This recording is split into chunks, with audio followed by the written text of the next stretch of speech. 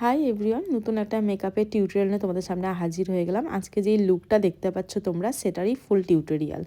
তো এই ওয়েদারটা ছিল মানে এই যে মেকআপ লুকটা, সেই ওয়েদারে কিন্তু না গরম না শীত, সেখানে কিন্তু আমাদের মেকআপ করতে অনেক প্রবলেম হয় প্রত্যেকটা মেকআপ আর্টিস্টদের। তো দেখতে পাচ্ছ ওর স্কিনে ফেসিয়াল করার পর প্রচুর প্রবলেম ছিল।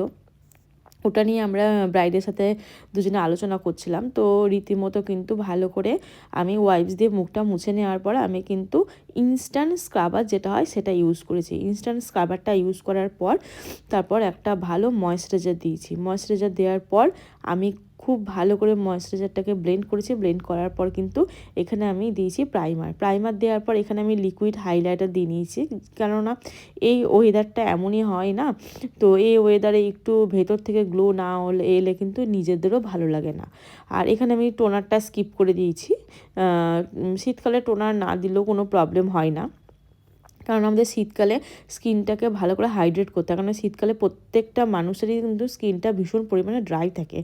তো ভালো করে কিন্তু আমি ময়েশ্চারাইজারটাকে দিয়ে নিয়েছি। আর লিকুইড হাইলাইটার দিলে পরেও কিন্তু তোমরা দিতে পারো, ভীষণ ভেতর থেকে একটা গ্লো আসে। তো তারপর আমি এখানে কিন্তু ফাউন্ডেশান দিয়ে নিয়েছি। আর রিয়েল ক্লায়েন্টের ক্ষেত্রে কিন্তু আমি অবশ্যই কনসিলার কম ইউজ করি, কারণ প্রত্যেকটা ক্লায়েন্ট কিন্তু একটা ন্যাচারাল লুক চায়, সেই কারণে কিন্তু আমি কম ইউজ করি। তোমরা চাইলে করতে পারো, এটা অপশনাল। তো আমি দিই না। তারপর আমি লুজ পাউডার দিয়ে সেট করে নিয়েছি। লুজ পাউডার কিন্তু শীতকালে একটু তোমরা অবশ্যই কম দেবে, কারণ লুজ পাউডারে কিন্তু স্কিনটা ড্রাই হয়ে যায়। তারপর কিন্তু নোজ কন্ট্রোরিং করে নিয়েছি, গাল কন্ট্রোরিং, কপালে থুতনি মানে চোয়াল লাইন যেটা বলি আমরা, জোয়াল লাইন সরি, তো সেটাকেও করে নিয়েছি। ব্লাশারও কিন্তু কম লাগিয়েছি। অবশ্যই আমি যেগুলো করি, মানে যেগুলো মিনস হচ্ছে তোমাদের ব্লাশার, কন্ট্রোর, হাইলাইটারও নিজের পছন্দ মতো দিই। কন্ট্রোর আর ব্লাশার প্রত্যেকটা ক্লায়েন্টই কিন্তু আমাকে বলে, দিদি একটু কন্ট্রোর আর ব্লাশারটা একটু কম দেবে, মানে লাল লালটা একটু কম করবে। আমি কিন্তু সেটাই করে নিয়েছি। আই মেকআপে ভিডিওটা দেখানো হয়নি। এটা ফুল মেকআপ হয়ে যাওয়ার পর ও কিন্তু বলেছিল কলকাটা, আমাকে বলেছিল, দিদি তুমি তোমার মতো করে কিন্তু কলকাটা করো, কোনো অসুবিধা নেই।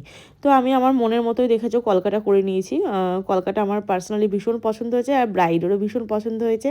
এই কথা বলতে বলতে কিন্তু লিপস্টিকটা পরানো হয়ে গেছিলো, আইব্রো ড্রটাও করে নিয়েছি। এগুলো কিন্তু দেখানো হয়নি। আর একটা কথা বলে দিই, আমি কিন্তু রিয়েল ক্লায়েন্টকে কিন্তু অবশ্যই তার ফেস অনুযায়ী কিন্তু ওর ফেসে যে আইব্রো ড্র থাকে সেটাই করে দিই, ওভার কিন্তু করি না। ওভার করলে একদমই ভালো লাগে না, কারণ হচ্ছে ন্যাচারাল যে লুকটা সেটা কিন্তু চলে যায়। আর হ্যাঁ, যারা ভিডিওটা দেখছো তারা কিন্তু অবশ্যই একটা লাইক, শেয়ার, একটা কমেন্ট করে দিও। আর হ্যাঁ, যারা নতুন আছো আমার চ্যানেলে তারা কিন্তু একটা সাবস্ক্রাইব করে দিও চ্যানেলটাকে, যারা দেখছো। আর কেমন লাগলো ফুল মেকআপ টিউটোরিয়ালটা তার অবশ্যই কিন্তু কমেন্ট করে জানাতে কিন্তু ভুলবে না। আর দেখা হচ্ছে নেক্সট ভিডিওতে। ততক্ষণ তোমরা প্রত্যেকে ভালো থাকো, সুস্থ থেকো, এইটুকুই কামনা করতে পারি। চলো, টাটা।